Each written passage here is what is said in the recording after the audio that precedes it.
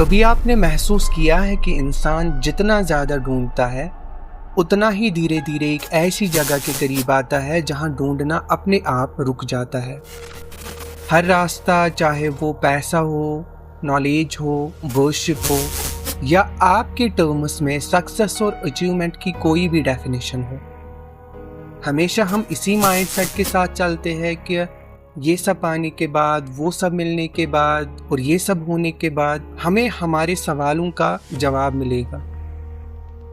जो चीज़ें हमें आगे दौड़ा रही है, ये सब मिलने के बाद या फलानी चीज़ होने के बाद ये दौड़ रुक जाएगी।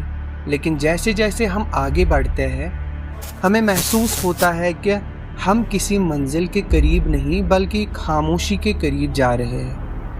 एक ऐसी खामोशी जहां हमारे अपने सवाल धीरे धीरे अपनी आवाज़ खो देते हैं, हमारी चाह अपनी आवाज़ खो देती है, चाहे फिर वो सफरिंग से निकलने की चाह हो या चाहे फिर वो आनंद की चाह हो।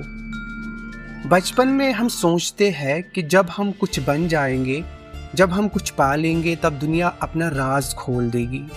कोई किताबों में ढूंढता है, कोई दुआओं में, कोई पैसे में, कोई नाम में, कोई खुद को तन्हा करने में।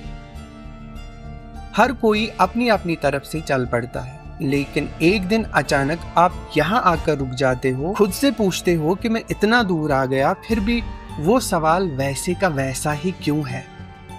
ये वही मोड़ होता है जहाँ जिंदगी आपसे और जीत नहीं मांगती, जहाँ जिंदगी बीक का कटोरा फेंक देती है, तुमसे और मेहनत नहीं मांगती बल्कि तुम्हें चुप रहना सिखाती है।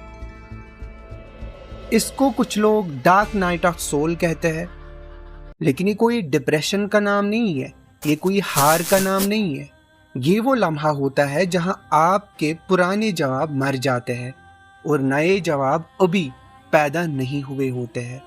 तुम अपनी पहचान से बाहर निकल जाते हो और ना तुम सिर्फ स्टूडेंट रहते हो, ना टीचर, ना सीकर, ना बिलीवर, ना सक्सेसफुल, ना फेलियर। तुम सिर्फ एक इंसान रहते हो जो अपनी ही जिंदगी को बिना किसी लेबल के देख रहा होता है। साइकोलॉजी इस स्टेट को एग्जिस्टेंशियल वैक्यूम कहती है, एक ऐसी खाली जगह जहां मीनिंग भी थक के बैठ जाती है। आपको लगता है कि जो था वो भी ठीक है और जो नहीं है वो भी ठीक है।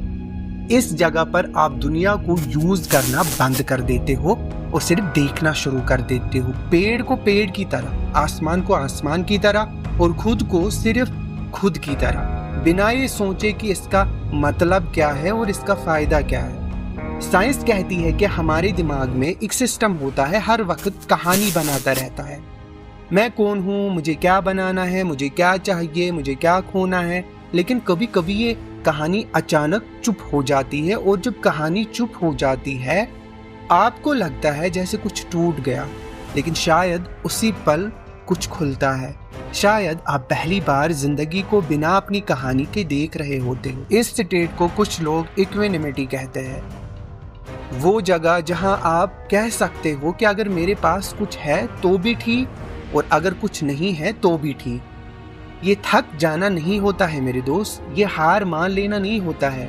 ये वो लम्हा होता है जहां जिंदगी आपको मजबूर करना छोड़ देती है और आप बस उसके साथ चलने लगते हो, बिना किसी जल्दी के, बिना किसी डर के, और यहीं पर लफ्ज़ धीरे धीरे हार जाते हैं।